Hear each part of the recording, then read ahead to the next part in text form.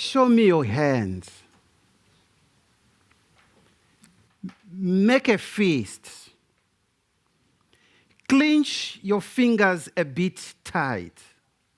Sorry, I mean really tight. How is your feeling in your body? How do you feel to keep this fist forever?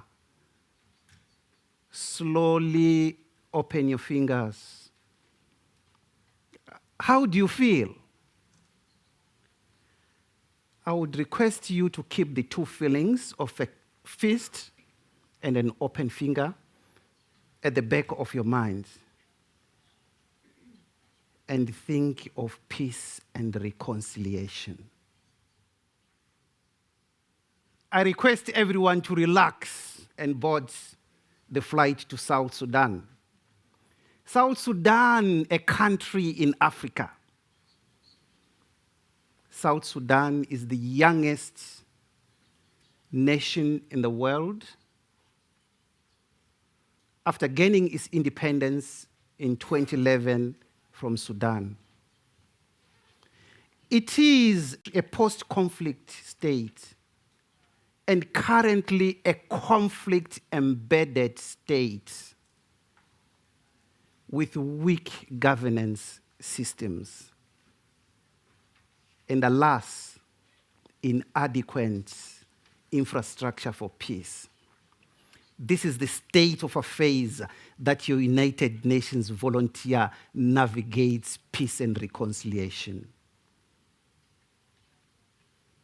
I request you to have a minute of thought for the innocent lives lost in South Sudan. I am a proud, energetic, and robust United Nations volunteer. My work in the Republic of South Sudan is capacity building, peace building, and also promoting peaceful coexistence of different communities of a different political divide. Peace and reconciliation is complicated. But alas, we try to make it as easy to work as possible. In my outreach, in a remote village, rather, in a remote Boma, as we term in South Sudan,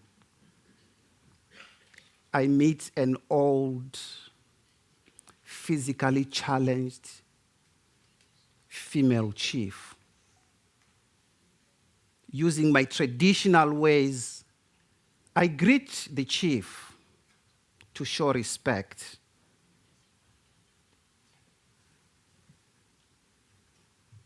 The chief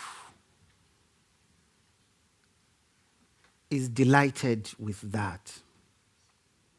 Despite the fact that I'm an expert in peace and reconciliation, I give the chief respect and time to articulate your issues on peace and reconciliation. The chief realizes that she is respected. Not only respected, but honored. Not only honored, but appreciated. But not only appreciated, but values that your words on peace and reconciliation are taken into account. In the African scenario, chiefs are very powerful and well respected, and they're a cog in terms of peace and reconciliation. The chief, after a lot of deliberation, when we are done with our meeting, she is happy, she is pleased, she feels part and parcel of the process of peace and reconciliation. This promotes ownership. This promotes sustainability. As we close, the happy chief says, "Go well, my dear. Salam alaikum." In response, I'm also happy because of the attachment that I have. I also say, Malaiko salam. Volunteerism, volunteerism. Volunteerism in South Sudan has made an impact on me. This is through the upstream and the downstream level. By upstream, I mean interface with the government, interface with the local authorities, interface with the powers that be. Downstream, referring to the faith-based organizations, the civil societies, the women groups, the youth, the critical future leaders of tomorrow. The women, the disabled. This is the scenario that we are faced as we move and do our volunteerism. One of the key lessons that I've learned in my operation in South Sudan is the open palm as opposed to the fist.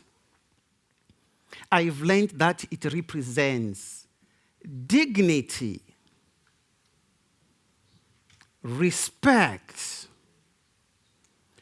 ownership, inclusion.